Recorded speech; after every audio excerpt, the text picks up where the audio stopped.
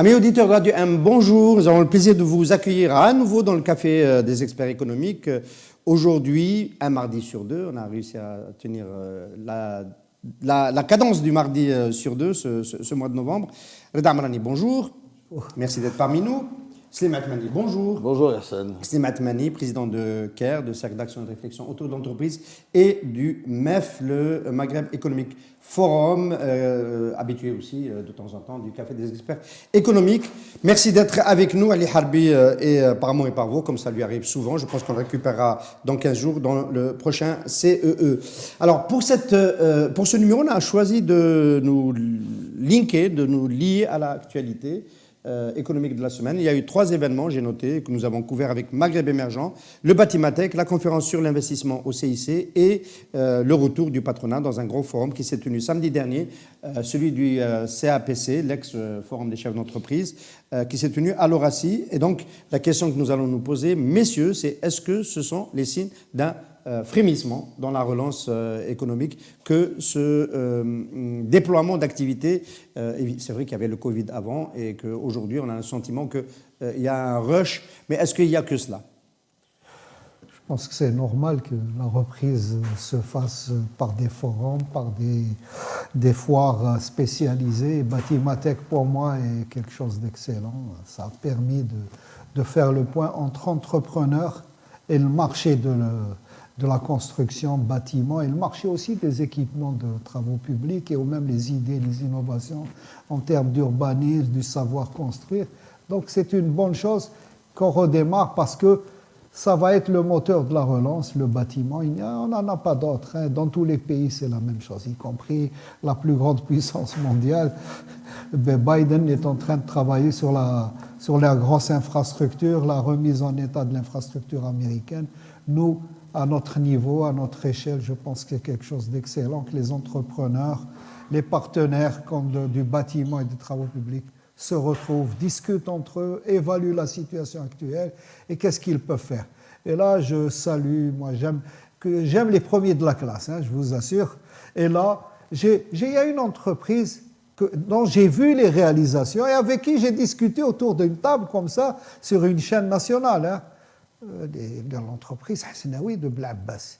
Ils font un excellent travail. Quand une entreprise est première de la classe, fait du beau travail et travaille pour l'environnement, pour l'avenir, innove, développe des produits, développe de nouvelles technologies, forme ses équipages, eh bien, quand il y a un premier de la classe, il faut le citer.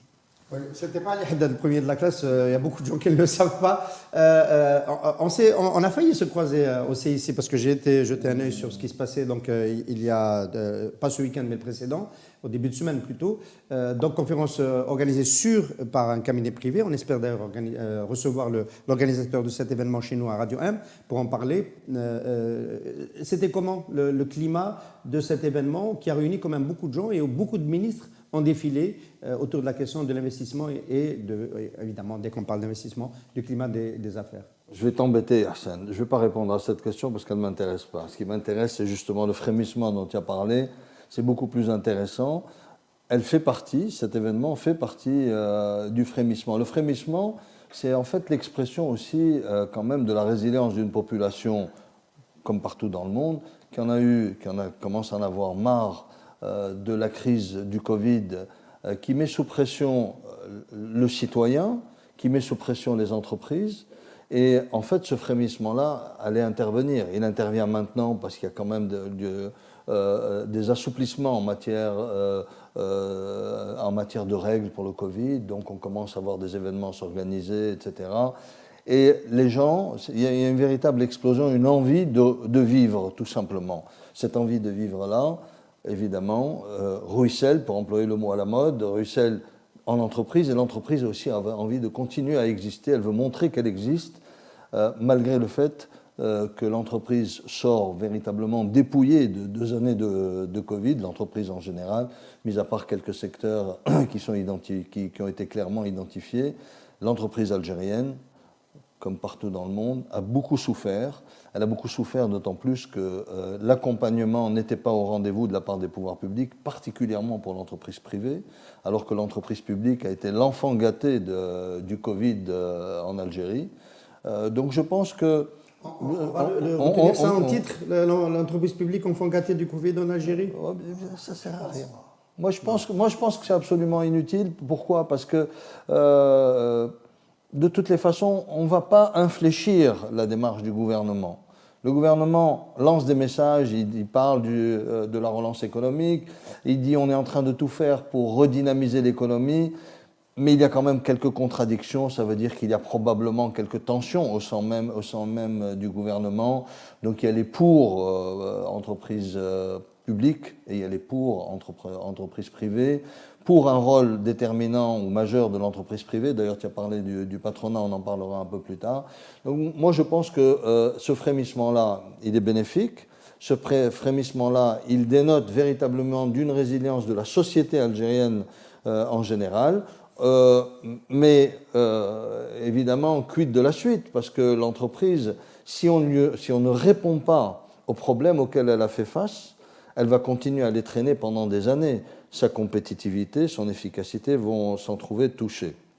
Ce n'est pas un appel au gouvernement de donner de l'argent à l'entreprise, parce que je vois déjà arriver sur les réseaux sociaux les commentaires « Daïman Thomas, l'entreprise privée, vous demandez de l'argent ». Ce n'est pas ça.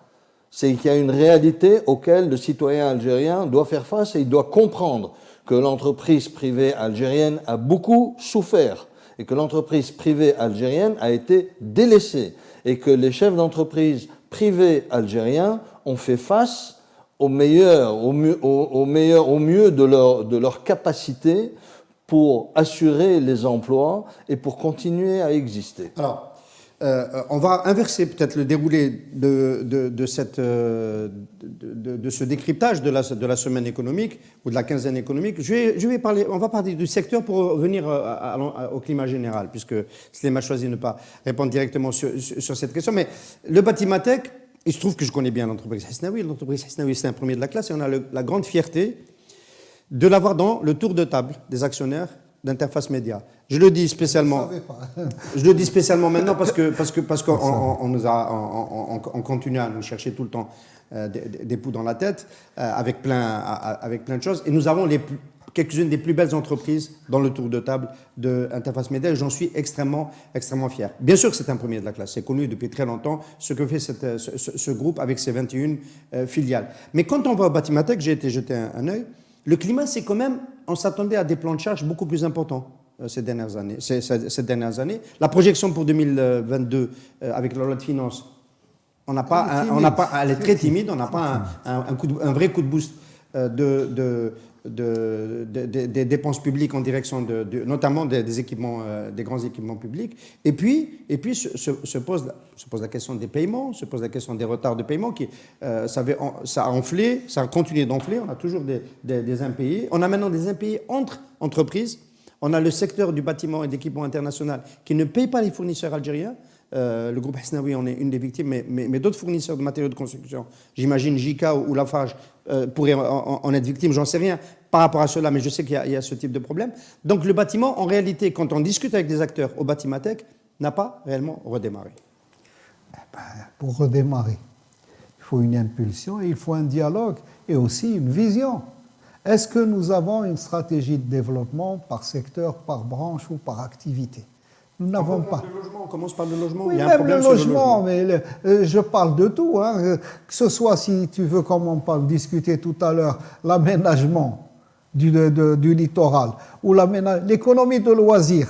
Les Algériens, quand ils prennent le bateau, il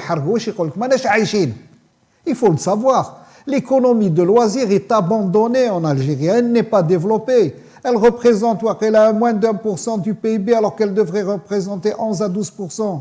C'est inimaginable. On croit que les Algériens sont des automates qui vivent dans une planète Mars et que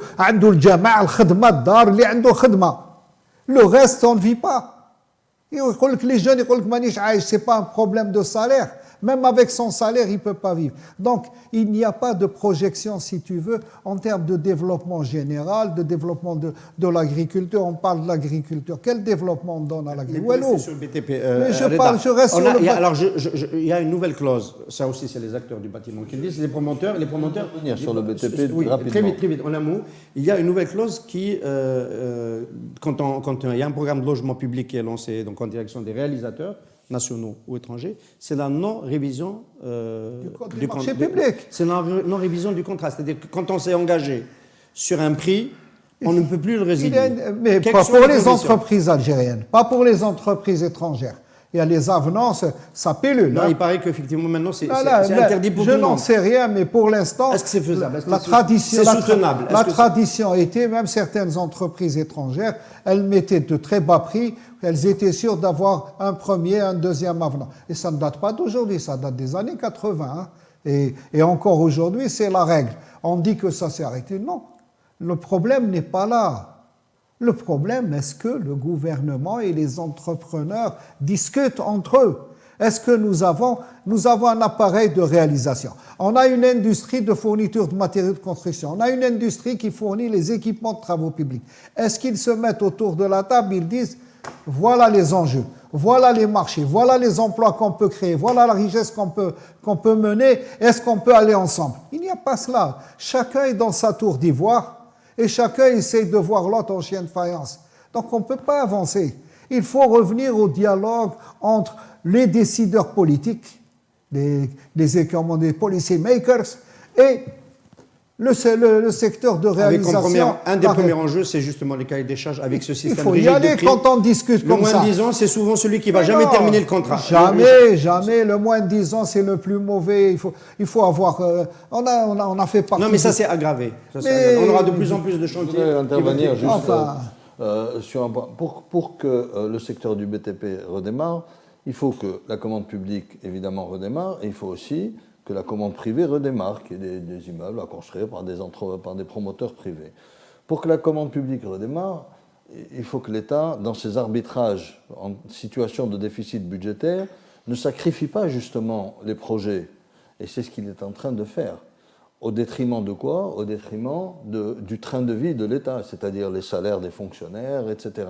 Donc chaque fois qu'il y a un déficit, ce qui se passe, l'État privilégie brutalement l'arrêt des grands chantiers, l'arrêt des grands projets, et il privilégie évidemment le paiement des salaires et son train de vie. Okay, donc c'est ce qui est arrivé aujourd'hui. Donc quand tu t'étonnes peut-être du fait que ça n'a pas démarré, on est dans une situation budgétaire assez dramatique, il faut le dire. Le deuxième volet, c'est la partie de la commande privée, que ce soit des villas ou des immeubles d'appartements. Ce qui se passe, c'est que aussi les citoyens sortent de 2 années de crise de Covid.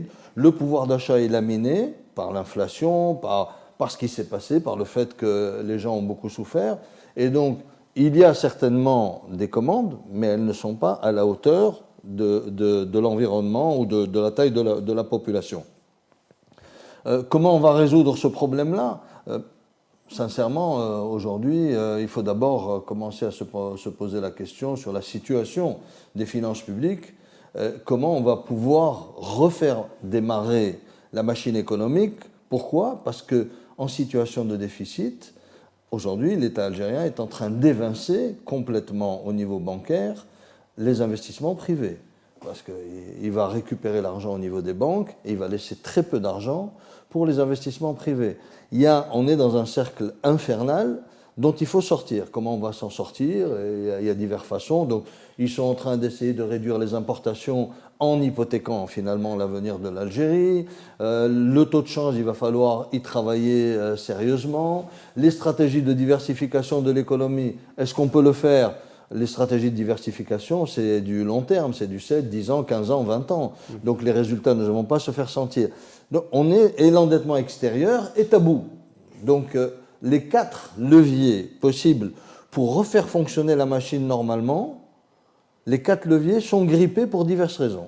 Alors, bonne ou mauvaise nouvelle, on a appris à l'occasion de ce Batimatek que Lafarge avait fait jusqu'à Lafarge Algérie, il paraît qu'il ne faut pas dire Lafarge Holcim Algérie, a fait jusqu'à 20 millions de tonnes de ciment en excédent, ciment et clinker en excédent, et aujourd'hui il est en train de se positionner 2 millions en excédent. Ou la 20 millions? J'ai entendu 20 millions. Non, 20 millions c'est sa production. C'est sa production, il ne peut pas faire d'excédent. Il ne peut pas faire 20, c'est sa production. Alors, c'est 2 millions dans l'interview, il y a 20 millions. Il a dû augmenter sa production par rapport à l'année passée de 2 millions de tonnes probablement. Alors, c'est faisable, les exportations, les acteurs qui aujourd'hui n'arrivent, parce que le marché n'est plus absorbateur, n'absorbe plus la production des matériaux de construction algériens, l'export, c'est une solution. L'export doit être pas une solution, doit être une obligation. Moi, je considère que toute entreprise algérienne doit avoir une vision sur l'export. Tout directeur d'usine doit avoir un service export. Je suis sérieux parce que, quel que soit le produit, il y a la qualité, il y a le premier choix, il y a le deuxième choix, il y a un marché pour le quatrième choix, il y a le marché pour le premier choix. À l'export, ça veut dire qu'on doit s'organiser et tout systématiquement pour exporter. C'est le salut pour toutes nos entreprises publiques ou privées. Toute l'économie algérienne doit s'orienter parce qu'on ne peut pas s'attendre à ce qu'il y ait, si tu veux, un rééquilibre de la balance extérieure si on n'exporte pas à travers de la valeur ajoutée créée localement. Je parle de la production comme des services aussi. On doit aussi exporter toutes nos entreprises de construction. Lorsqu'elles ne trouvent pas de marché ici, elles doivent exporter. Je viens d'apprendre que les entreprises égyptiennes ont anticipé sur le marché libyen pour plusieurs milliards de dollars de contrats. Qu'ont fait nos entreprises? Est-ce qu'elles ont été prospecter ce marché? Est-ce qu'elles ont été voir s'il y a des possibilités de s'installer dans l'après-guerre? Parce que l'après-guerre, c'est dans 6 mois. Donc, c'est un mauvais procès quand même. Oui, je ne fais pas de procès, non, mais parce que, je considère, s'il te plaît, toi tu es un entrepreneur, je considère que l'entrepreneur algérien, quel qu'il soit, doit avoir son créneau exportation dans ses objectifs et dans sa stratégie. On ne peut pas faire autrement. Si on veut avoir une économie qui sur la Libye, c'est plus compliqué, c'est ça? Non, c'est pas ça. C'est qu'on est en train de parler de l'exportation comme si du jour au lendemain, les gens pouvaient s'improviser exportateurs. Un département export, il faut des gens d'abord qui soient formés aux incoterms. Ensuite, un département export, ce sont des gens, il va falloir qu'ils connaissent, qu'ils aient une connaissance des marchés. Est-ce que tu connais une entreprise qui est capable aujourd'hui d'acheter des études de marché sur un marché X, Y, Z? Non, honnêtement. Oui, on va me dire, ouais, mais non, c'est pas compliqué, tu zigzags, tu changes. Bon, écoutez, sincèrement, les outils qui permettent à une entreprise d'exporter ne sont pas encore là au rendez-vous. Un. Deuxièmement, la capacité, c'est-à-dire quelqu'un qui va aller sur un marché, moi j'ai vécu l'expérience, tu vas aller sur un marché, tu veux développer des campagnes de communication, tu sais que ton produit peut avoir une place, tu vas te battre, eh bien les campagnes de communication, tu ne peux pas les payer, tu ne peux pas les payer, tu ne peux pas te positionner sur le marché. Deuxièmement, en matière d'échange, quand ton pays, par exemple, tu cibles un marché et tu te mets à fermer la porte au marché les autorités se mettent à fermer la porte aux produits du marché que toi tu cibles, c'est-à-dire dans l'autre sens, l'importation de produits autres. Ce qui va se passer, il y a des mesures de rétorsion dont immédiatement tu deviens la cible alors qu'on est en train d'à peine commencer. Il faut régler nos problèmes d'accords, d'associations et d'échanges internationaux. Donc ça relève de la diplomatie et de la politique. Le gouvernement, il doit être clair en matière d'échanges. Je considère que les échanges maghrébins, peut-être avec le Maroc, il y a un problème actuellement, mais avec la Tunisie, il n'y a absolument rien qui justifie le fait de maintenir une frontière économique fermée entre l'Algérie et la Tunisie. Il faut juste absolument rien. Et là, à ce moment-là, quand tu regardes un peu ce qui se fait en Europe, tu regardes ce qui se fait avec le Canada, enfin l'Algérie avec l'Europe, l'Algérie éventuellement avec le Canada, comment tu veux exporter au Canada? Tu vas ou en Europe, tu vas rentrer dans le schéma des grands distributeurs, des grandes plateformes de distribution. Tu ne vas pas arriver, tu vas aller taper à la porte des détaillants, ça n'existe pas. Bon, mais pour ça, il y a des tickets d'entrée dans le monde. Tu es obligé de payer. Tu ne peux pas le faire. Mais si, tu peux le faire en trafiquant. Okay, j'ai pas envie de trafiquer. Voilà. Non, mais là, on va juste noter. Tout le monde essaye. Non, c'est pour dire. Je maintiens ce que je dis. Non, quand je dis... Nous sommes tenus d'y aller. Et en y allant, on va identifier les difficultés, on va identifier les problèmes, et au fur et à mesure, on va les régler. Mais encore faut-il... L'entreprise algérienne les pose, elle est consciente. Les Algériens, les entrepreneurs algériens veulent exporter, ce n'est pas qu'ils ne veulent pas exporter. mais on ne s'improvise pas exportateur. Il y a des éléments, il y a des basiques qui doivent être mis en place. C'était pas prévu de parler de cela. Non, juste noter que les principaux exportateurs en Algérie sont les étrangers. Bon, au passage, avec comme les grands partenariats, Fertiberia, hors hydrocarbures, hein, Fertiberia, on vient de parler de Lafarge, Tosyali, qui est le numéro 1 aujourd'hui, ce sont des Turcs. Et donc, effectivement, Lafarge, c'est Lafarge internationale qui ouvre les marchés en subsaharien.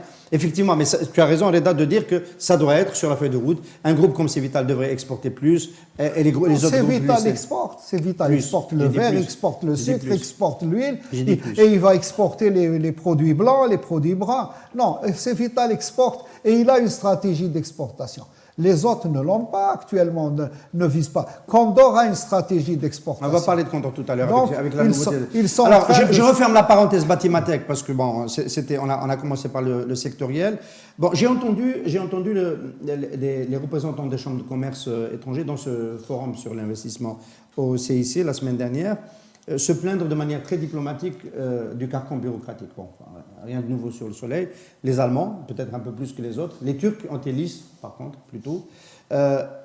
Smail Chichoun, qui représente le conseil d'affaires algéro-américain, lui, il l'a tapé dans la fourmilière. J'espère qu'on l'aura d'ailleurs à Radio 1, en disant nous sommes quasiment tués par l'administration, c'est plus possible de continuer comme ça. Un appel d'offres qui reste 5 ans, les Américains, que je ramène sur le marché algérien, ils ont été ailleurs. Ça y est, c'est perdu. Pour mettre 5 ans, il a cité la transition énergétique, mais c'est valable dans d'autres secteurs. Et il a rapporté la situation telle qu'elle était, et il n'y avait pas de répondance. C'est-à-dire, bon, l'ouverture, c'était Kamal Rzig, ministre du Commerce, qui au moment où lui a intervenu, je pense qu'il avait dû quitter la salle. Mais c'est en fait récurrent. Quand on va ensuite dans les coulisses, tout le monde dit on n'arrive pas à avancer. Je ne parle même pas de l'attractivité et du cadre code des investissements. Oui, en fait, c'est difficile, Hassan. Oui, c'est difficile. Tout le monde le reconnaît, c'est difficile d'investir en Algérie. Tout le monde reconnaît qu'il y a des opportunités. Réaliser ces opportunités-là est un véritable défi, c'est un lourd challenge. Alors, on a toujours cette fameuse réponse, oui, mais dans tous les pays du monde, c'est difficile. C'est difficile, mais ici, c'est très, très, très difficile. Pourquoi ? Parce que l'administration est très crispée. Elle est crispée par rapport à la fameuse pénalisation de l'acte de gestion, donc pénalisation de l'acte administratif, c'est-à-dire que le gars, quand il prend une décision ou te signe un document, etc., il est comme ça. Donc l'administration est crispée. Deuxièmement, l'administration aussi est en perte de pouvoir. Elle sent qu'elle est en train de perdre ces leviers de pouvoir qui lui permettaient, pour certains, d'avoir accès à une corruption. Ça, c'est évident. Est-ce que c'est vrai, ça, Slimane Mani ? Non, mais attends, c'est... Perte de pouvoir, l'administration. On n'a jamais senti qu'elle a... Non, autant... je parle au niveau individuel, c'est pas global. Tu as un département, un service où habituellement il exerçait son pouvoir, son plein pouvoir. Maintenant, il commence à avoir de la digitalisation, il commence à avoir de plus en plus de transparence. On ne peut que s'en féliciter dans certaines administrations. Tu lui enlèves le pouvoir, et quand tu lui enlèves le pouvoir, il essaye de mettre des bâtons dans les roues. On le voit partout, tu vois. Va voir la conservation foncière d'Alger, tu vas voir ce que ça veut dire mettre des bâtons dans les roues. Tu vas voir ce que ça veut dire des blocages. C'est vraiment l'administration moderne. Il paraît qu'il y a une réforme en cours dans cette conservation. On a ramené une femme qui est en train de mettre en place, de détricoter des blocages. Va demander ton livret foncier sur un bien que tu as, ton bien. Va demander un livret foncier. La loi leur exige de te remettre ton livret en 30 jours. Ils ne te donnent pas ton livret. Ils ne te donnent pas parce qu'ils ont l'habitude d'autre chose. Et ils ne te donneront jamais ton livret. Ils te feront traîner des années. Donc, c'est-à-dire l'Algérien, sur la propriété foncière, n'arrive pas à jouir de ses biens. Il est véritablement spolié quasiment de ses biens par une administration qui veut lui prouver que c'est elle qui commande ici. Et je pense que même en haut, dans les hautes sphères, la bureaucratie, ils s'en plaignent. Dans le gouvernement même. Ils en ont marre de cette bureaucratie. Pour s'en sortir, il faut accélérer. Mais c'est les premiers qui ne prennent pas leurs responsabilités. Moi, j'ai noté que... Mais ce n'est pas le premier gouvernement. Ça fait 20 ans. Djerad a quitté ses fonctions sans jamais avoir réuni le CPE. Et il y a eu 2 ministres qui sont passés à l'industrie, dont Farhat Aitali, qui n'a jamais travaillé sur les dossiers bloqués à la NDI. Et donc, on a le sentiment que les premiers soulève le point du CNI. Du CNI, le CNI existe encore. Est-ce que tu imagines que le CNI... Mais en plus, il ne délivre pas. Non seulement il existe, mais ils empilent les dossiers. Et il ne délivre pas. Mais Rien. pourquoi il existe ce CNI? Mais c'est la vraie Quelle est son question. utilité? Rien. Inutile. Négative plutôt. Elle est négative. Mais est-ce Non. que ce n'est pas la clé de tous les pouvoirs, finalement, que de garder On ça? revient à la question Non, du et pouvoir. justement, le pouvoir, l'administration algérienne, elle est mal payée, mal rémunérée, mal considérée. Eh bien, elle se venge en utilisant ces leviers pour se faire aussi, comme dirait l'autre, du beurre sur les épinards. Et c'est tout. C'est la même Appelons chose. ça la corruption, appelons ça tout ce qu'on veut. Mais moi, j'ai mon autoconstruction, j'y habite depuis 30 ans. Je n'ai pas encore de livret foncier. C'est une coopérative bien réalisée, avec une bonne gestion et tout, nos dossiers sont clairs. J'ai pas encore 30 ans que j'habite. J'ai pas encore mon dossier foncier. Alors, ne cherchons pas à comprendre. Maintenant, l'investissement étranger ou l'investissement local, il est bloqué par quoi? Par toutes ces petites imbécilités, Non, j'appellerais.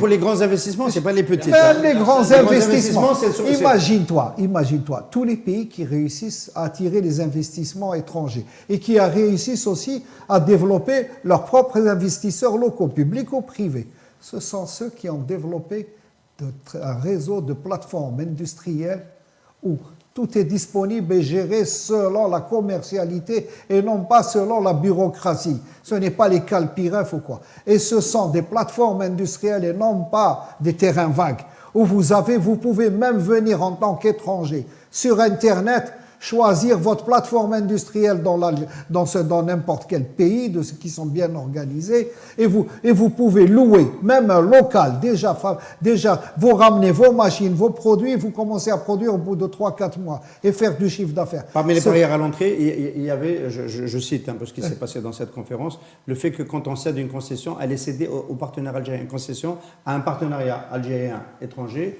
les concessions foncières ne sont cédées qu'à la partie algérienne. Donc s'il y a un conflit, voilà. Donc il y avait une revendication. Je ne sais plus qui l'a avancé pour lever cette discrimination. Mais je vous dis déjà, le programme des 48 ou 50 plateformes industrielles a été bloqué et supprimé de façon bureaucratique. Et on les transfère vers les Wali avec tous leurs problèmes, au lieu de laisser une entreprise les réaliser parce qu'il y a eu 2 ou 3 ou 4 oligarques qui ont pris les premiers contrats de réalisation, eh bien, on tue le projet. Mais non, le projet est nécessaire pour l'investissement, et pour les investisseurs locaux et pour les investisseurs étrangers. Et on dit qu'on a encore des terrains dans les zones industrielles. On n'a rien. Sur les 30 000 hectares de zones industrielles et zones d'activité, combien on peut récupérer? 10%, 15%? Qu'est-ce que ça fait? Ça fait 4 000 hectares. Tandis que nous, les 40 plateformes industrielles, c'est 40 fois 3 000 hectares ou 2 000 hectares. Vous imaginez ce que c'est? En France, il y a 550 000 hectares de zones industrielles et zones d'activité. Nous, on est à 30 000. Et après, on se dit, pourquoi il n'y a pas d'investissement? Pourquoi il y a l'administration? Mais quand vous créez la pénurie, vous créez la corruption. Et vous embêtez l'investisseur étranger, il va ailleurs.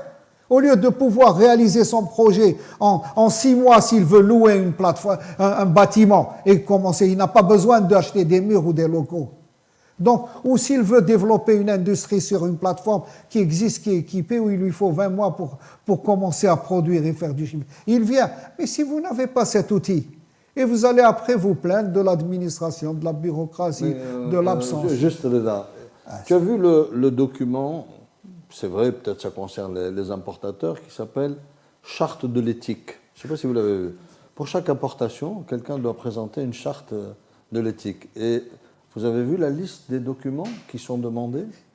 Vous avez vu que maintenant, pour les importateurs, il y a des gens qui importent et qui sont des gens qui travaillent et qui sont nécessaires à l'économie. Parce qu'actuellement, on raconte et on veut faire absolument rentrer dans la tête du citoyen algérien qu'il y a 2 catégories de produits, les nécessaires et les non nécessaires. Est-ce qu'un toboggan pour enfants est nécessaire? La majorité vont dire non, ça ne sert à rien. Bon, ça ne sert à rien, donc on l'enlève. Et on revient à l'industrie du loisir.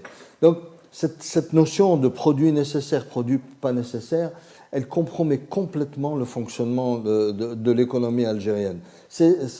Moi, je n'arrive pas à comprendre comment on arrive... On parlait du bâtiment, le matériel roulant, aujourd'hui, on handicape l'investissement, puisqu'on est toujours bloqué. Le matériel roulant... Mais dans tout, Ça fait partie des véhicules et ça fait partie de la Alors, grève de l'administration. pour revenir à la liste sur les importateurs, ils ont ajouté aussi maintenant un autre document, mais assez surprenant celui-là. Ça existe nulle part dans le monde. Chaque opération d'importation, les actionnaires figurant dans le registre du commerce doivent fournir une attestation de situation fiscale individuelle. Mais franchement, le type qui a inventé ça, à mon avis, il faut le présenter, lui faire faire le tour du monde, des grandes universités du monde entier, et le présenter, le montrer. Voilà, comme on étudie le cerveau d'Einstein, on va étudier le cerveau de ce monsieur-là. Parce que c'est pas possible d'avoir des choses pareilles. La liste de la charte d'éthique, quand on la lit, elle relève quasiment de la folie au sens propre du terme. Comment voulez-vous qu'un étranger qui regarde une décision pareille prise par un ministère, comment il se dit, je vais travailler moi dans un pays comme ça? On me sort la charte d'éthique. Et les entreprises qui importent, où il y a des étrangers, le C20 de l'administration fiscale, comment il va faire le gars pour... Il est administrateur de la société, il habite à Perlimpinpin-les-Bains à 3500 km d'Alger ou à 15 000 km d'Alger, il faut qu'il fasse un C20, il doit venir faire... Mais est-ce que sincèrement, il y a des gens qui réfléchissent à l'impact d'une décision avant de la prendre? Eh bien non, il n'y a pas. Ça devient opératoire? Parce que des fois, des décisions aussi farfelues, il y a des gens qui ont le bon sens de ne pas les appliquer. Il y a des gens qui se débrouillent. Je sais pas. Voilà, c'est les doigts qui fonctionnent en permanence. Il y a des gens qui se débrouillent, il y en a qui n'arrivent pas à se débrouiller et qui meurent. Alors, encore une fois, cette bureaucratie, il faut impérativement qu'elle arrête. Il faut qu'elle arrête d'empoisonner la vie. Et ensuite, elle dit, on vit mal, nous, les Algériens. Parce que la bureaucratie, c'est le peuple algérien. Ce n'est pas le pouvoir. Le pouvoir, il est très bien installé, il est tranquille, il fonctionne, il a l'argent public, il a son train de vie. Mais l'administration, il faut qu'elle se réveille. Il y a des hommes dans l'administration qui sont conscients de la situation. Il y a des hommes qui ont des valeurs. Mais il y a des hommes qui essayent de détruire ces hommes qui ont des valeurs. Tout ça, ça doit rentrer dans l'ordre. Il faut donner le pouvoir à des gens qui sont véritablement des patriotes, d'accord, et qui vont permettre à l'Algérie de sauter le pas de cette situation difficile. Et j'avais une discussion avec des amis hier, on disait la situation n'a jamais été aussi difficile pour le pays en termes de finances publiques. C'est-à-dire l'argent, financer l'économie du pays, financer le fonctionnement du pays est devenu un challenge exceptionnel. Ils me disaient, et ils ont raison, l'Algérie n'a jamais été aussi bonne que dans des situations aussi compliquées. On s'en sortira, certes, mais il faut vérifier. La différence près que les ressources humaines n'étaient pas les mêmes. Enfin, on est obligé de... On est d'accord, eh ben on y revient. Avant le FMI, on a eu le gouvernement des réformes. Mais il en reste encore. Qui a pris des décisions. D'accord, mais Hassan, il reste encore suffisamment d'hommes dans ce pays pour permettre un véritable sursaut, pour arrêter et pour freiner et pour remettre à sa place cette bureaucratie qui est en train d'amener l'Algérie droit dans le mur. Des décisions telles que celles que nous venons de voir doivent relever véritablement l'équivalent d'un conseil de discipline. Puisqu'on est sur cette séquence, est-ce que c'est vraiment possible? J'ai eu le plaisir d'accueillir le professeur Raouf Boussakine qui s'est exprimé pour la première fois depuis la Task Force de 2016 sur cet épisode-là et sur les difficultés qu'il a eu à travailler avec l'administration algérienne parce que c'était des ressources humaines, les 7 membres de la Task Force qui étaient extérieurs, des universitaires, des gens qui avaient des CV balèzes et ils avaient du mal à se faire entendre. Le gouvernement Sellal, Abdelmalek Sellal lui-même a essayé de les protéger parce qu'il avait besoin d'une solution pour essayer de sortir. On était à $32 le baril en 2016. Donc il y a eu cette trajectoire triennale du budget avec ce nouveau modèle économique, mais l'administration était vraiment rêvèche. Elle refusait de céder la moindre de ses prérogatives. Quand tu ne comprends pas, tu es en réaction. Quand tu ne comprends pas, tu es en défensif. Et il faut aider l'administration, il faut lui expliquer, il faut l'accompagner, il faut montrer ce dont elle peut tirer elle-même de cette situation-là. Je ne parle pas uniquement financièrement. Mais quand le pays commence à rentrer dans une phase de bien-être parce qu'il travaille correctement, parce que ce qu'il faisait avant en 10 heures, ils vont se mettre à le faire en 30 minutes, ils vont te dire merci. Mais quand personne ne leur explique, quand personne ne leur tape sur l'épaule, leur dit merci pour ce que tu fais, mais c'est normal, ils veulent exister comme tout être humain. On a prononcé, c'est toi, le mot de oligarque, qui avait bénéficié des premières attributions sur les terrains, Les plateformes des plateformes industrielles, et on a industrielles. détruit un beau Voilà, projet voilà, ça- nécessaire à l'économie Voilà, algérienne. tu m'as permis de faire une transition vers le retour, je trouve, un peu quand même, du patronat, celui le plus exposé, le plus connu, l'ex-FCE, à travers la CAPC de M. Agli, qui a organisé un grand bardome, un grand forum à l'hôtel Horaci et qui a essayé de reposer les problèmes de l'entreprise vus sous l'angle du CAPC. Slim Atmani, tu as été, dans une vie antérieure, candidat à la présidence du FCE et depuis, tu animes donc, le think tank dédié aux entreprises CARE. Alors, les chefs d'entreprise ont été particulièrement absents. Moi, j'en souffre parce que j'ai du mal à les accueillir à Radio M. C'était beaucoup plus facile avant le Hirak. Aujourd'hui, ils essaient de reprendre la parole et de réfléchir sur la conjoncture. C'est quand même en soi une bonne nouvelle, même si tu n'as pas été invité à ce forum. Non, mais j'ai pas été invité à ce forum, c'est pas important. Ils invitent qui ils veulent, mais c'est pas ça. C'est que je trouve que c'est une bonne chose que le patronat reprennent, se remettent, mettent sous les feux des projecteurs ou s'exposent un peu plus, bien qu'ils continuent à être très timides. Le plus important, ce n'est pas uniquement de s'exposer. Le plus important, c'est de ne pas être en opposition avec les autres patronats.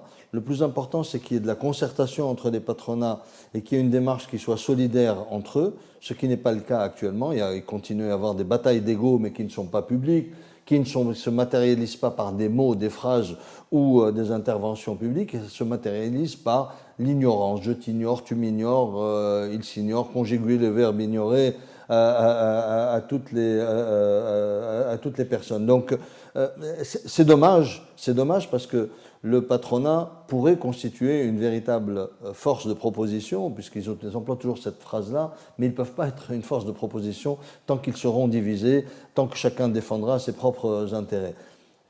Qu'ils se mettent en lumière, c'est très bien, qu'ils commencent à reparler progressivement au pouvoir public, c'est bien. D'ailleurs, ils se plaignent, même s'ils reparlent, ils se plaignent du fait que, on le dit souvent, on est entendu mais pas écouté. Alors maintenant, ils ont changé un tout petit peu la formule. On a fait des propositions, c'est les mêmes propositions depuis 25 ans. Et ça, elles ont été, certaines ont été reprises, alors que c'est des propositions de tout le monde. Mais bon, ils se les approprient, c'est pas grave, c'est pas grave. Le plus important, c'est qu'ils comprennent qu'ils ne doivent pas organiser des événements en opposition avec les autres patronats. Donc il faut absolument que cette solidarité se construise, qu'elle se mette en place et qu'on arrive à une situation où il y a, comme un peu partout dans le monde, une grande fédération qui réunisse tous les patronats. Chacun peut avoir sa philosophie, mais d'une seule voix. On ne peut pas arriver, quand on s'assoit à une table, on est seul, et le gouvernement en face qui va critiquer l'autre patronat et l'autre patron, le chef de ce patronat qui est en face de lui, qui va abonder dans son sens. Ça ne marche pas, ça. Et ça va dans le sens ça ne va pas dans le sens de l'intérêt de l'entreprise et de l'économie algérienne, et ça ne va pas dans le sens des intérêts de l'État. En dehors des batailles d'ego, qu'est-ce qui divise? Rien. Réellement. Non, on a quand même, rien, peut-être pas. On a quand même le sentiment, Breda, tu peux intervenir si tu veux sur la question, on a quand même le sentiment que l'ex-FCE, c'était quand même celui qui était lié à l'ancien système, enfin, le président est en prison, Ali Haddad, enfin, l'ex-président, et donc, il était en conflit avec Majid Tebboune à l'époque où il était Premier ministre, et donc on a aujourd'hui le sentiment qu'il y a cette organisation dirigée par Nizla, c'est ça la chef. Non, l'autre. Oui,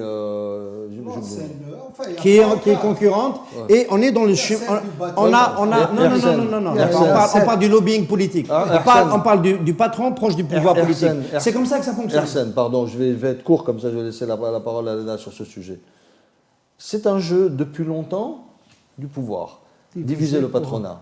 Diviser pour régner. Donc on va, oui bien sûr, bon, mais je pense que le pouvoir algérien a bien compris qu'il est arrivé vraiment au bout de cet exercice de toujours diviser le patronat et que ce n'est plus possible de continuer à avoir un patronat divisé. Ça nuit à la nation, ça nuit aux intérêts même du pouvoir.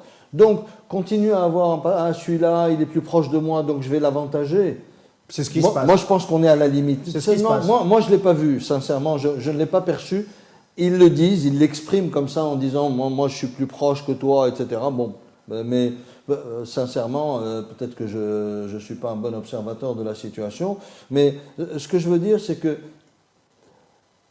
c'est très important de dialoguer, c'est très important d'ouvrir des canaux de communication avec le gouvernement. C'est très important de maintenir, de ritualiser la communication avec le gouvernement, chose que personnellement j'avais demandé depuis très très longtemps. Ritualiser, ça veut dire une fois par mois, compte tenu de la situation de crise du pays, compte tenu de la situation globale du pays, il faut qu'il y ait un rituel entre le gouvernement et le patronat. Surtout des sujets de santé, déjà, hein. des sujets... La tripartite était un rituel. Non. Alors, tu vois, tu as un rituel annuel, c'est pas ça. Quand tu es en situation de crise, tu n'es pas en rituel annuel pour manger du couscous comme d'habitude, c'est toujours la même recette, avec couscous avec un morceau de viande et après du messouf et tu prends de la banane et de la mandarine et tu t'en vas. Non, c'est pas ça. Un rituel, c'est... Et les tripartites, il n'y a pas de dialogue, il n'y a pas d'échange, il n'y a pas de... Non. C'est ritualisé sur des sujets. Tous les 15 jours, tous les mois. Sujet de l'emploi, sujet de l'investissement, le sujet de la santé. Le patronat est impliqué dans tout. Et il doit être concerté pour tout. Et le gouvernement doit interroger le patronat sur tous les sujets. La réforme fiscale, la réforme bancaire. Mais il doit l'interroger tout le temps. C'est-à-dire il doit être en rencontre permanente quasiment avec lui. Compte tenu de la situation que nous vivons, nous ne pouvons pas faire l'impasse sur ce type de relation. Et il faut ouvrir un canal de communication et pas se fermer, se dire « Ah, il ne me parle pas et je vais m'organiser mon événement, etc. » Et puis je vais là. Ce n'est pas la bonne stratégie. Merci. De nouveaux oligarques qui émergent dans de nouvelles organisations, est-ce que c'est ça qui nous attend ou est-ce qu'il y a un petit espoir qu'il y ait une convergence d'intérêts et que le patronat se mette dans la même configuration, un peu sur le modèle l'UTICA d'ailleurs. En Tunisie, la Tunisie, le patronat est... C'est des fédérations, c'est un autre modèle. L'organisation tunisienne est totalement différente de l'organisation algérienne. Eux, je peux le dire, ils sont émancipés. Ils sont organisés dès le départ sur des bases logiques et rationnelles. Nous, ça a toujours été le système parti du FLN. Chacun a créé son parti politique, chacun a créé son organisation patronale. Et donc les intérêts de la nation, les intérêts des entreprises, c'est au deuxième niveau, au troisième niveau. Moi, je me rappelle avoir reçu Allah yarhamou Rida Ahmiani, président du FCE, qui en 2009, la loi de finances complémentaire de Ouihia, elle a été attaquée par le FCE. Aujourd'hui, on a le sentiment que le patronat ne peut plus parler comme ça. Plus personne. Ils l'ont attaqué qu'après des interventions fortes de beaucoup de personnes, dont le Cercle Caire, et ils l'ont attaqué en étant sûrs qu'il n'y allait pas y avoir de représailles. Il y a eu des représailles, il y a eu des entreprises. Ouihia a demandé aux chefs d'entreprise publiques de quitter le FCE. Oui, mais c'est... Non, c'était... Non, c'est pas des grands cotisants. Ahmiani avait une dimension politique assez prononcée. J'ai eu à discuter avec lui. Tu te souviens, lorsqu'on a fait ce questionnaire sur les entreprises familiales. Donc, j'ai eu 2 rencontres avec lui, des discussions très longues. J'étais chargé, si tu veux, d'auditionner ses patrons. Eh bien, j'ai découvert un monsieur qui sait ce qu'il veut, qui n'avait pas honte de dire « Je suis un bourgeois, je suis un entrepreneur et je défends l'entreprise algérienne. » Et il y allait. Il avait les compétences pour y aller. On parle de Rida Ahmiani. Il pouvait réunir autour de lui, il a pu réunir autour de lui. Mais il avait beaucoup de pression de chefs d'entreprise qui demandaient de descendre de 10 tons en dessous parce qu'ils ont peur. Ils ont peur des représailles. On peut imaginer, alors, il y a eu, en parallèle, il y avait une logique au niveau politique fédérer l'opposition, ça obéit à... Il y a moins de pression là, hein, ça obéit à d'autres critères, mais le critère des égos est toujours, on a tendance à le sous-estimer, il est toujours important. Est-ce qu'il y a une chance que le Cercle d'action et de réflexion de l'entreprise de Caire, que tu continues de présider, Slimane Toumani, puisse jouer un rôle de facilitateur dans cette nécessité de conglomérer les voix du patronat en Algérie? Sincèrement, on a envie de jouer ce rôle de facilitateur. Mais j'ai le sentiment qu'on veut absolument nous le dénier. Nous, on veut jouer ce rôle de facilitateur, pas pour le clamer haut et fort publiquement, ça ne nous intéresse pas, mais parce qu'on sait qu'il y a une nécessité, s'ils veulent le faire seuls, qu'ils le fassent, mais rapidement. mais il y a une nécessité de réunir les patronats entre eux et qu'ils commencent à arriver d'une seule voix, et pas dans la tripartite uniquement, c'est pas intéressant. Dans la tripartite, c'était des choix individuels. Dans les tripartites, c'était qui montrait plus son allégeance et son appartenance. Même les dispositions des chefs d'entreprise sur les tables étaient quasiment négociées en coulisses avant de s'asseoir dans la tripartite. Celui qui était le plus près dans la direction vers le Premier ministre et la table où il y a les ministres, c'était celui qui était le plus adoubé. Le plus adoubé.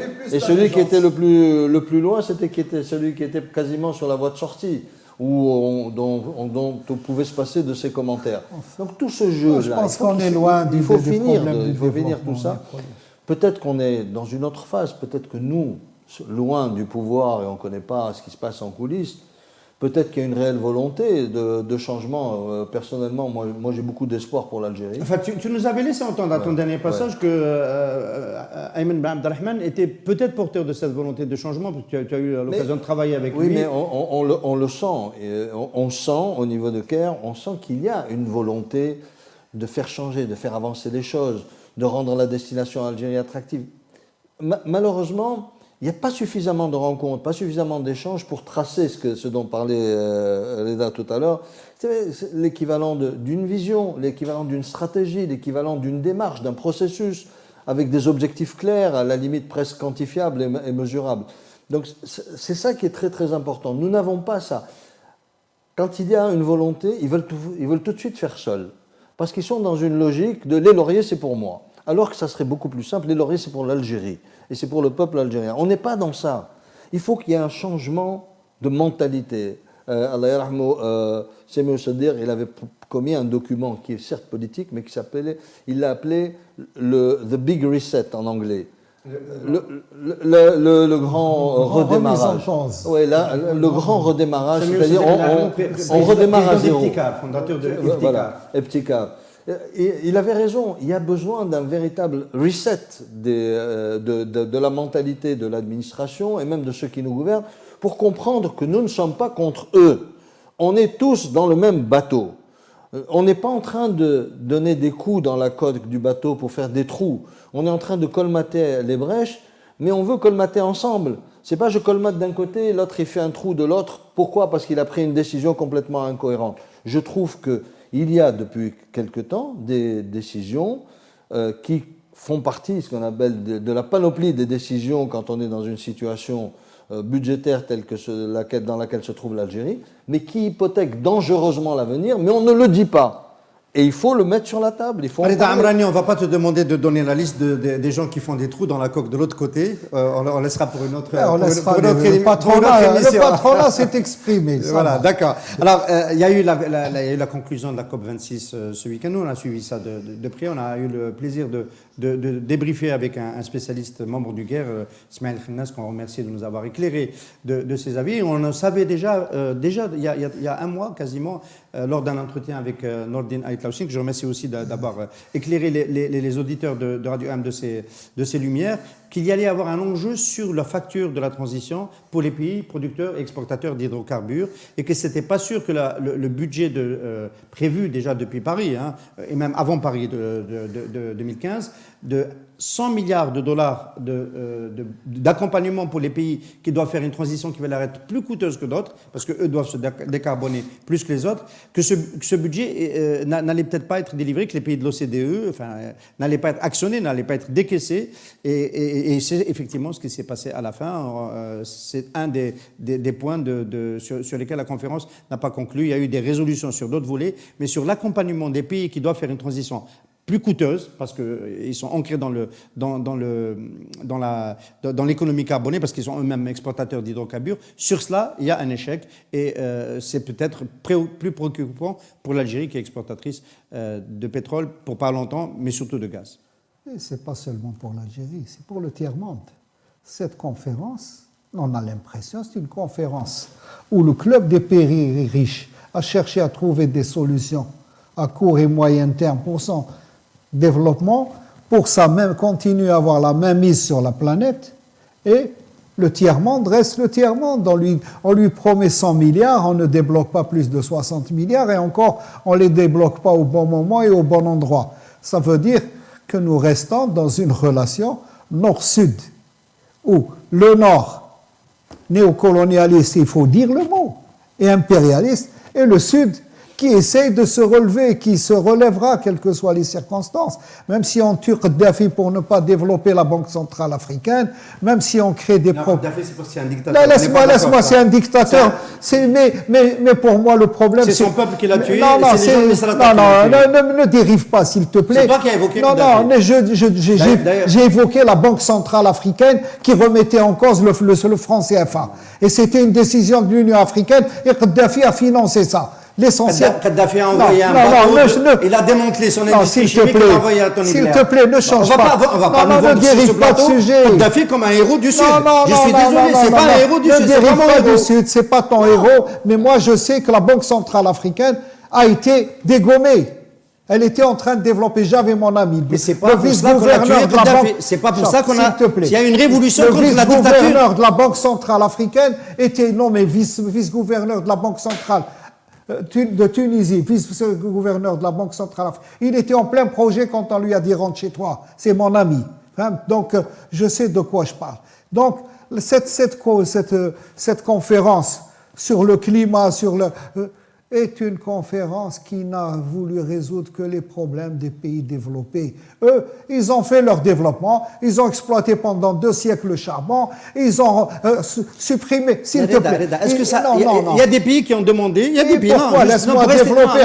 Il y a des pays qui ont développé ce point de vue. Pourquoi tu me bloques? Je te pose une question. Laisse-moi pas répondre à ta question. Est-ce que tu adhères au point de vue de l'Inde et le point de vue d'un certain nombre de pays, on va dire, qui font partie des pays qui sont sur le point de rejoindre les pays avancés, qui ont dit laissez-nous arriver à votre seuil de développement avec de l'émission carbone pour qu'ensuite on se mette à réduire les réductions. Est-ce que cet argument, il est recevable? Cet argument, recevable ou non, il est logique. Vous vous êtes développé, vous voulez nous bloquer à nous. Maintenant, il y a une autre, s'il te plaît, laisse-moi terminer. Il y a une autre solution. Le versant sud de la Méditerranée. Libye, Algérie, Maroc, Tunisie, une partie, l'Égypte, on peut donner l'énergie verte à toute l'Europe. Et pendant des siècles et des siècles. Que fait l'Europe? Elle nous ignore. Elle veut redévelopper le nucléaire sans tenir compte des déchets qu'ils vont laisser. Qu'ils vont laisser des déchets pendant des millénaires sur la planète, avec les risques aussi. Ils essayent de développer tout, sauf l'énergie verte dont ils parlent sans arrêt. Parce que l'énergie verte, c'est quoi? C'est les pays du... Laisse-moi. C'est les pays du... Non. Est-ce que raisonnablement... On ne peut pas parler alors. Est-ce que raisonnablement... Non, je suis censuré. Je te relance. Tu me censures. Je te relance. Tu me censures. Je te relance. Reda, je te relance. Est-ce que raisonnablement tu peux tenir ce discours qui est en fait un discours qui dit on va continuer à émettre, c'est aux autres de faire des voix. C'est pas ce que j'ai dit, moi. Est-ce que tu peux dire quand on voit... Est-ce que je te pose la question? Quand on est nous aujourd'hui... Attends. Quand on est nous aujourd'hui en train de rentrer à une vitesse qui n'était pas attendue, en train de rentrer dans le dérèglement climatique. On a des saisons sèches et torrides de plus en plus longues, et on a des saisons de mousson, parce que là, on est dans une saison de mousson depuis 15 jours. Est-ce que finalement, c'est pas nous qui allons payer le plus le fait de ne pas prendre des mesures qui nous permettent de ne pas laisser la température dépasser l'augmentation de 1,5, l'objectif de cette conférence? La première des règles, il y a une solution verte, elle est disponible. Pourquoi on ne la prend pas? Pourquoi nous, on ne la prend pas déjà. Non, pourquoi la conférence n'a pas prise en considération? Mais c'est ce que je t'ai dit. Je viens de te dire, on est capable de donner 10 fois les besoins de l'Europe en électricité à travers les pays du sud de la Méditerranée. Pourquoi on n'investit pas dans l'énergie solaire, l'électricité solaire? À qui s'adresse? Ils n'en veulent pas. Primo, ils n'en veulent pas. Tu es en train de faire un procès. Je ne fais pas au nord. On est d'accord. Tu dévies à chaque fois ce que je dis. Maintenant, le reste, c'est quoi? Ce sont des hypothèses. Ce ne sont pas, c'est pas une vérité scientifiquement établie. Sur la cause humaine? La cause humaine, elle est là. Mais non. C'est toi, tu es le dernier rapport du GIEC. Non, là, il y a des choses qu'on ne peut pas laisser passer comme ça. Le dernier rapport du GIEC, il y a toujours eu dit, tous les ans, au mois d'août, le GIEC, le groupement intergouvernemental sur l'évolution du climat, émet un rapport, la commission scientifique, il y a 3 commissions, évaluation, il y a la commission scientifique, il y a la commission réduction des effets, et il y a la commission adaptation. La commission scientifique, tous les mois d'août, elle sort un rapport. Cette année, pour la première fois, elle dit il n'y a aucun doute, elle est reconnue par tous les gouvernements qui sont membres des Nations Unies, il n'y a plus aucun doute sur l'origine humaine de l'accélération du réchauffement. On ne peut pas encore être dans ce débat. Et ce débat, il est sorti du débat de la COP26. Khlas. Donc la question, c'est de savoir, aujourd'hui, on est embarqué dans la même galère, c'est un problème global. C'est clair qu'ils sont égoïstes. Les gens disent non, on n'a pas besoin de le dire. C'est pas une question d'égoïsme, c'est une question de salut pour la Terre. Pour la planète. Pour la planète. Oui. Vous avez les moyens de mettre de côté, si tu veux, toutes les pollutions par la production d'énergie à travers soit le nucléaire, soit le charbon, soit le gaz, soit tout le reste. Vous avez une solution verte. Et vous la combattez. Non seulement vous l'ignorez, mais vous la combattez. Desertec a été détruit. Est-ce que Desertec a été détruit par les Algériens? Oui. C'est pas les Algériens. Complètement. C'est les Allemands qui ont été bloqués. J'ai eu à parler longuement avec Issa Drabrab, qui était partie prenante de ce projet. C'est le gouvernement algérien qui a bloqué Desertec. Oui. Je voudrais juste intervenir rapidement. Est-ce que les entreprises, en fait, est-ce que l'Algérie en général, aujourd'hui, est-ce qu'elle a les moyens de financer justement ce programme? Donc, accompagner les entreprises pour justement, parce que ce n'est pas demander aux entreprises. Nous ne sommes pas dans des situations où les entreprises peuvent dégager ou peuvent se permettre de faire les investissements seuls qui vont permettre justement d'être conformes ou d'approcher la conformité en termes d'émissions de carbone. Donc, il faut des soutiens comme partout dans le monde. Est-ce que l'Algérie aujourd'hui est dans une situation où elle va pouvoir accompagner ces entreprises pendant un processus qui va durer 10 ans, 15 ans, 20 ans ou 25 ans? Les chiffres d'aujourd'hui nous disent non. Aujourd'hui, on ne peut pas. D'accord? Comment on va faire? L'Algérie ne veut pas demander de l'aide internationale. Donc, est-ce que l'Algérie veut s'exclure? Oui. C'est ça les vraies questions. Ça, c'est les vrais débats de la société algérienne. Il faut élargir le débat. Moi, je ne peux pas répondre aujourd'hui. La seule chose que je sais, c'est que je rejoins sur le fait que maintenant qu'ils ont réglé tous leurs problèmes, les Occidentaux, etc., c'est vrai qu'ils nous demandent de nous mettre à niveau avec, dans le COP26, le communiqué, il est clair, des sanctions si on ne se met pas à niveau. C'est-à-dire, c'est des sanctions économiques. C'est-à-dire, ton produit, tu veux l'exporter, vous n'avez pas atteint tel niveau, ben, tu n'exportes pas. Alors, en parlant d'exportation, justement, là on est dans la diplomatie économique dans toute sa splendeur. Comment on va faire? C'est le débat que nous devons tenir ensemble. Cependant, nous pouvons faire quand même des efforts. Nous pouvons faire des efforts. Qui va mener une campagne de communication, par exemple, sur tous les déchets qui sont jetés dans la rue? L'incivisme citoyen, ici. On parle tout produit confondu. L'incivisme citoyen, c'est de la responsabilité de l'État, c'est un effort collectif. C'est un autre débat. Hein? C'est pas celui de l'émission.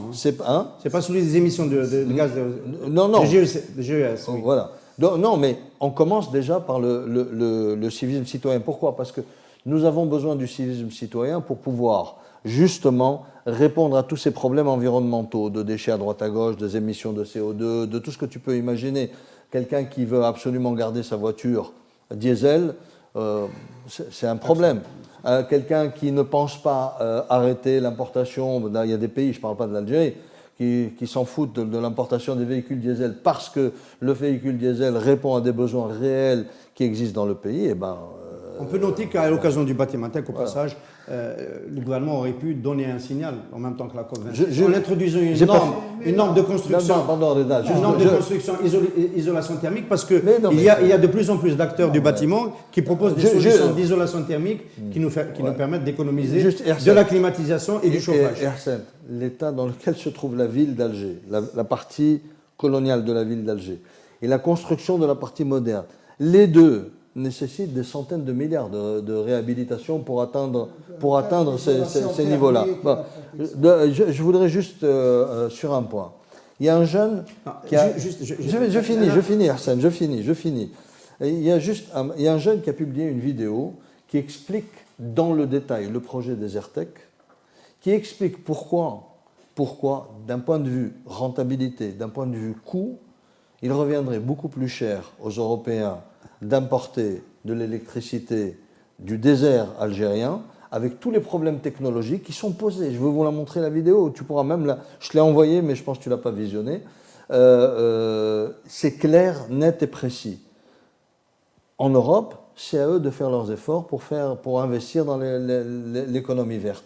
On ne peut pas transporter comme ça, sans challenge technologique énorme, sur des milliers de kilomètres. Non, mais c'est expliqué dans le détail, avec la technologie, avec les technologies qui existent. Non. La supraconductivité ne le permet pas encore. Écoute, Hersen, elle ne le permet pas, elle ne le permettra pas sans dégâts écologiques très importants. Donc tu regarderas la vidéo et tu feras ton opinion. Aujourd'hui, je ne peux pas aller au... On va terminer cette émission sur... on va profiter de la présence du président du Maghreb Economic Forum, le MEF, qui a... donc, c'est Matmani qui a aussi cette casquette, pour nous inquiéter juste en quelques mots sur l'état de l'économie tunisienne. Il y a des troubles politiques maintenant en Tunisie. Ouais. On prenait la Tunisie comme un exemple d'ouverture démocratique et de transition. Aujourd'hui, il y a cette tentative de reprise en main, un retour à un régime hyper présidentialiste. Bon, ce n'est pas encore fait puisque la constitution de 2013-2014 est toujours en vigueur, mais il y a des impacts sur le climat des affaires. On a vu qu'il y avait un événement international qui a été reporté, le sommet sur la francophonie, à cause des troubles politiques. Est-ce que dans la question, il y a deux questions. Est-ce que la Tunisie peut envisager de faire évoluer son modèle économique et qu'est-ce que l'Algérie peut faire pour aider dans sa difficulté la Tunisie pour elle aussi se sortir de sa difficulté? On va employer la phrase consacrée, le grand frère algérien est toujours aux côtés de la Tunisie, surtout dans des moments difficiles, ils ont toujours été aux côtés. Ça, il ne faut pas le nier. Maintenant, que peut faire l'Algérie, qui fait elle-même face à de très grandes difficultés économiques, politiques et géopolitiques, géostratégiques, tout ce que tu peux imaginer. Donc, pour un pays qui lui-même fait face à de grosses difficultés politiques, qui ont eu un retentissement économique, avec évidemment toute la couche de ce qu'a apporté le Covid comme problème économique à la Tunisie, qui vivait de tourisme essentiellement et d'exportation de phosphate. Évidemment, les activités de services sont fortement développées en Tunisie, c'est ce qui a permis aussi de maintenir un certain flux qui les maintient à flot à une semaine ou 2 semaines de réserve de change, puisque c'est le modèle que comprend ici l'Algérie. Et il fonctionne, il continue à fonctionner. C'est affolant. Mais il y a des pardon, je finis. Vu d'Alger, c'est affolant. Là, on est frileux. Reda, je finis.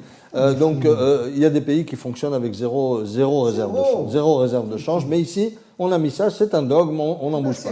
Maintenant, que peut faire l'Algérie? Moi, je pense, encore une fois, c'est ce que je disais en début d'émission, c'est une aberration de continuer à maintenir d'abord les frontières économiques fermées. Parce que je vous signale que les frontières physiques sont fermées pour les citoyens. Donc ça, déjà, c'est une grande aberration entre l'Algérie et la Tunisie, d'autant plus que les situations pandémiques sont relativement voisines. Il n'y aura pas de problème de contagion d'un pays vers un autre. Il n'y a pas de flux de touristes massifs en Tunisie comme le redouterait l'Algérie. Il n'y a pas un départ massif de citoyens algériens vers la Tunisie puisque tout est fermé.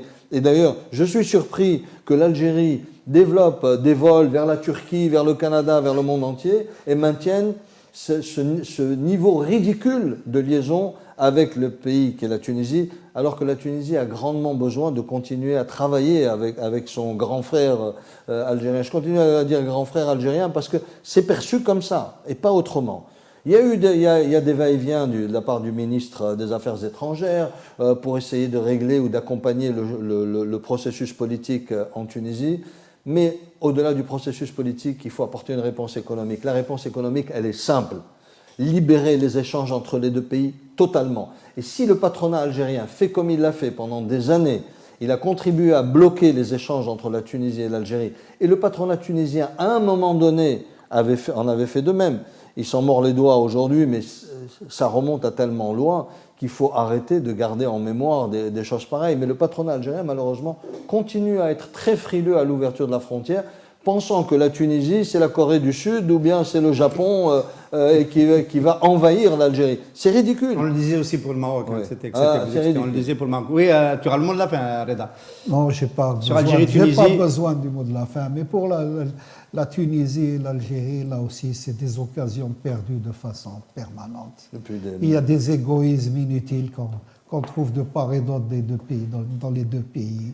Et c'est malheureux, mais je suis d'accord avec Slim.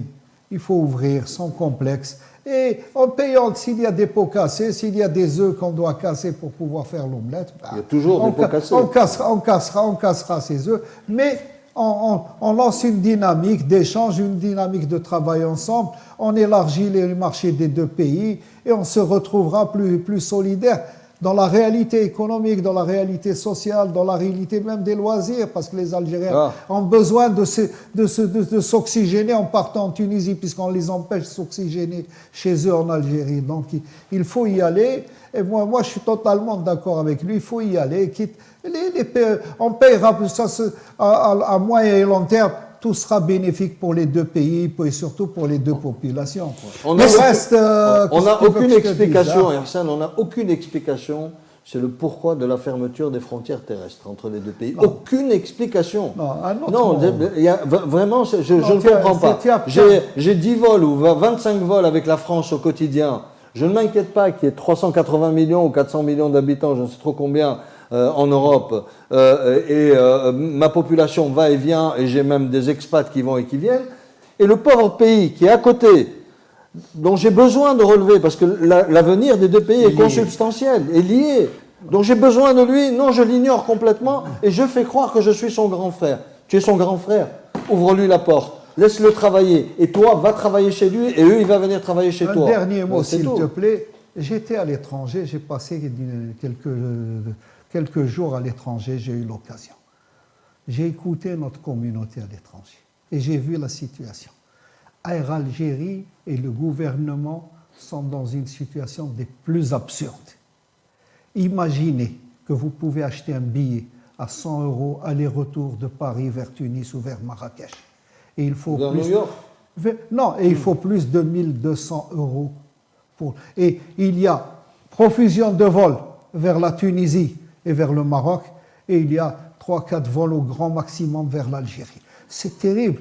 Là, que le gouvernement qui dit qu'on a maintenant un ministère de la communauté algérienne à l'étranger.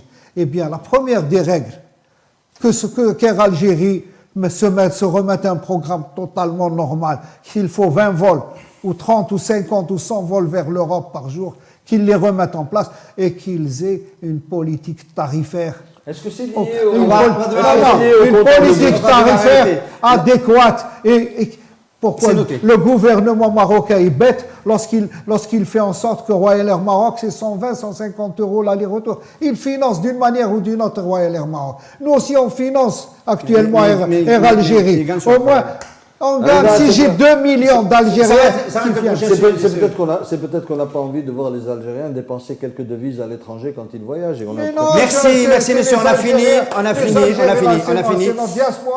Le café des experts économiques est terminé. Nous avons fait une émission sans masque. Nos amis auditeurs vont réaliser que hier sur le plateau de Linda Abou j'étais masqué.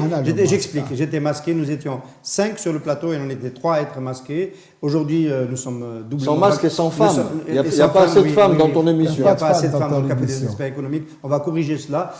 Aujourd'hui, on ne porte pas de masque parce que nous sommes tous les 3 vaccinés, mais ce n'est pas une raison. Il y a quand même de la distance. Je voulais en parler parce que la 4e vague est en train de pointer en Algérie. Faites attention, continuez de respecter les règles de distanciation, continuez à mettre le masque. Je vois que ça s'est beaucoup relâché. Le niveau de vaccination dans la société algérienne est malheureusement trop faible pour qu'on puisse compter sur uniquement cela. Il faut faire très attention autour de vous. Merci de nous avoir suivis et à très bientôt sur les différentes plateformes de notre diffuseur.